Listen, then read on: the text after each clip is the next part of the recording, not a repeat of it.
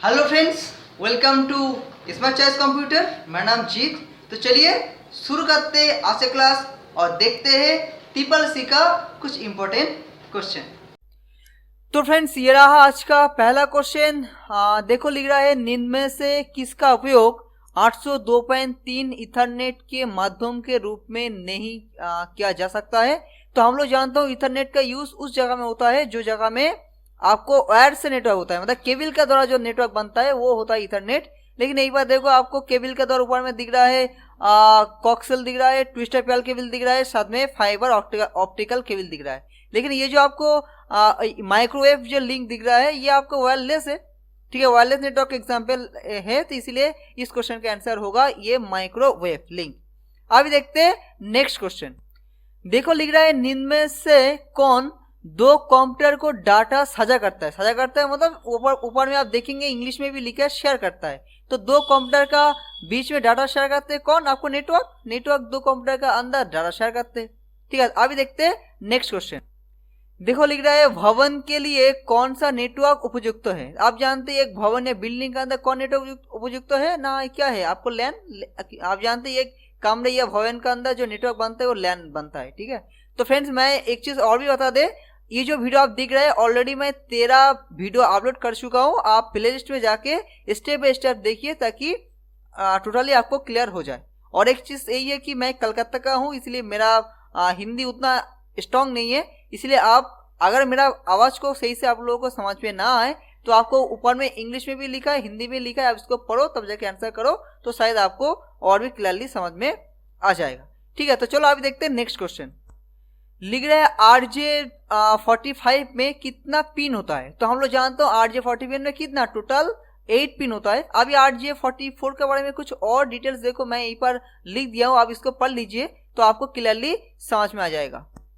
तो यहीं पर लिख रहा है इथरनेट आधारित लोकल एरिया नेटवर्क जिसको लैन कहते हैं, नेटवर्क पर कंप्यूटर को जोड़ने के लिए आमतौर पर 8 पिन या 8 पोजिशन प्लग या जैक का उपयोग किया जाता है। आगे देखो, लिख रहा है ये ट्विस्टर पेयर केबल का उपयोग ट्विस्टर पेयर केबल में होना चाहिए, ट्विस्टर केबल में उपयोग किया जाता है। ठीक है, तो ये आपको जो RJ44 ये कौन सा आपको प्लग का एग्जांपल है ना, ट्विस्टर जो पेयर केबल होता है उसका एग्जांपल में आपको आता है। ठीक है, अभी देखते हैं नेक्स्ट क्वेश्चन।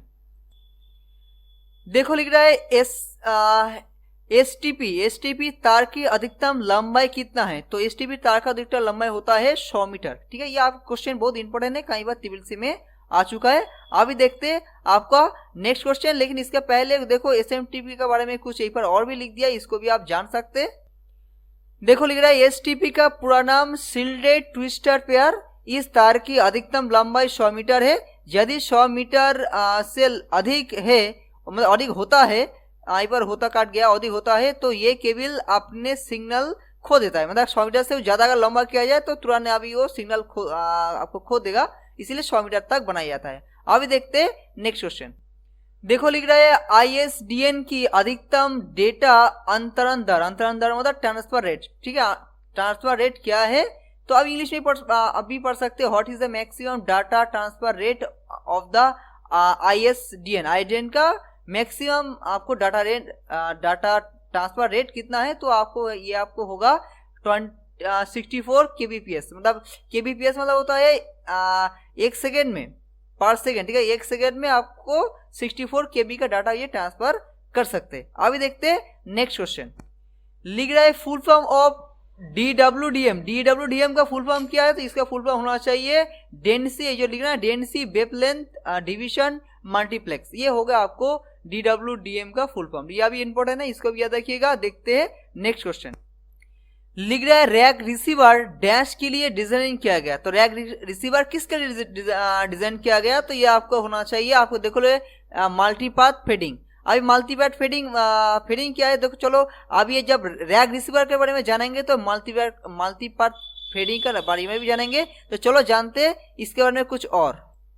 देखो, लिख रहा है रैक रिसीवर एक रेडियो रिसीवर होता है। इसे मल्टीपाथ फेडिंग से होने वाला इफेक्ट को काउंटर करने के लिए बनाया गया है। ठीक है, तो आप जानते होंगे एक्चुअली ये रेडियो में जो आवाज क्लियर आए इसके लिए इसको बनाया गया है। अब देखते हैं नेक्स्ट क्वेश्चन।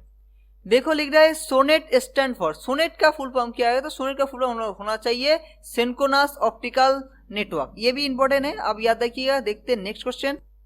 लिख रहा है पीओटीएस नेटवर्क डैश के सिद्धांत पर कार्य करते हैं। तो पीओटीएस के नेटवर्क किसके सिद्धांत पर काम करते हैं? तो ये आपको होना चाहिए सर्किट सिस्टम पर। इसके बारे में कुछ और यहाँ पर हमने जाने। देखो लिख रहा है POTS stand for plain old telephone service, ठीक है, and it work on the, आपको देखो लिख रहा है प्रिंसिपल ऑफ सर्किट स्विच, ठीक है, मतलब ये आपको प्रिंसिपल ऑफ सर्किट स्विच का सिद्धांत पर काम करते हैं। इसका फुल फॉर्म वर्ड में अभी दिख रहे होंगे, प्लेन ओल्ड टेलीफोन सर्विस। जो टेलीफोन जो पहले जो प्लेन जो टेलीफोन सर्विस था वही होता है आपको पीओटीएस। इसलिए आप बहुत सारे दुकान में देखेंगे आप, जहाँ पर आपको तो आपको मोबाइल करने का कॉल फोन करने का जो बहुत सारा मार्केट में दुकान होता है, उस दुकान को जगह ऊपर सामने लिखा रहते हैं पीओटीएस, ठीक है सर, आप देखे होंगे। अब देखते हैं नेक्स्ट क्वेश्चन। देखो लिख रहा है एसएमडीएस पैकेट में कितना फील्ड होता है? तो एसएमडीएस पैकेट में एक्चुअली 3 फील्ड होता है, ये 3 फील्ड होता है। अब एसएमडीएस के बारे में कुछ जाने नहीं तो समझ नहीं पाएंगे। तो देखो यहीं पर आपको बहुत अच्छी तरीके से यहीं पर आपको कहाँ गया, सॉरी ये आपको आ गया है, ठीक है, थोड़ा सा आगे पीछे हो गया था मेरा माउस की वजह से। तो देखो लिख रहा है एसएमडीएस का फुल फॉर्म देखो लिख रहा है switch multi megabit data service, इसका आपको फुल फॉर्म हो गया। अभी देखो लिख रहा है पैकेट कॉन्जिस्ट द 3 फील्ड, इसमें 3 फील्ड होता है, एक होगा डेस्टिनेशन एड्रेस, एक होता है सोर्स एड्रेस और होता है यूजर डाटा। ये 3 फील्ड आपको होता है, जो 3 फील्ड को आपको भरना होता है, ठीक है। अब देखते हैं नेक्स्ट क्वेश्चन। देखो लिख रहा है निम्नलिखित में से कौन सा सर्वर लैन उपयोगकर्ताओं को डाटा साझा करने की अनुमति देता है? ठीक है, साझा करना मतलब शेयर करना, ठीक है। लैन जो यूजर है उनको डाटा शेयर करने के लिए अनुमति देता है कौन? यहीं पर इसकी ये होगा फाइल सर्वर, ठीक है। फाइल सर्वर के थ्रू से हमने जो लैन यूजर है वो डाटा को शेयर कर सकते हैं। अभी देखते हैं नेक्स्ट क्वेश्चन।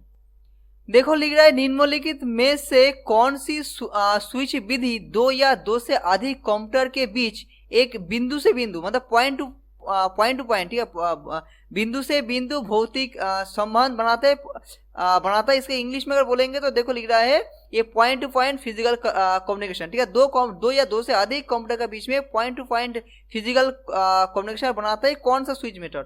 तो ये आपको होना चाहिए सर्किट स्विच। आप जानते हैं सर्किट स्विच के वजह से ही पॉइंट टू पॉइंट नेटवर्क बनता है, ठीक है। अभी देखते हैं नेक्स्ट क्वेश्चन। देखो लिख रहा है प्रॉक्सी सर्वर का दूसरा नाम क्या है? तो प्रॉक्सी सर्वर का दूसरा नाम एक्चुअली होना चाहिए एप्लीकेशन लेवल गेटवे, ये आपको हो गया सी। अब देखते हैं नेक्स्ट क्वेश्चन। देखो लिख रहा है डीएनआईसी के कितना अंक देश की पहचान कराता है? ठीक है, तो ये होना चाहिए आपको फर्स्ट 3 जो डिजिट होता है डीएनआईसी जो नंबर के अंदर, वो आपको कंट्री का कोड होता है, ठीक है। तो चलिए डीएनएन का फुल फॉर्म हम लोग जाने, इसका फुल फॉर्म होना चाहिए डाटा नेटवर्क आइडेंटिफिकेशन कोड, ठीक है। तो डाटा नेटवर्क आइडेंटिफिकेशन जो कोड होता है उसके अंदर पहले 3 होता है आपको कंट्री का पहचान। तो ये रहा आज का 15 क्वेश्चन। तो फ्रेंड्स वीडियो अच्छा लगे तो जरूर लाइक करिएगा, और मेरा चैनल में पहले बार है तो चैनल को जरूर सब्सक्राइब करिए ताकि इस तरह के वीडियो आपको मिलते रहे। तो चलो मिलते हैं ऐसे कोई दूसरा वीडियो में, तब तक best of luck. Okay, thank you.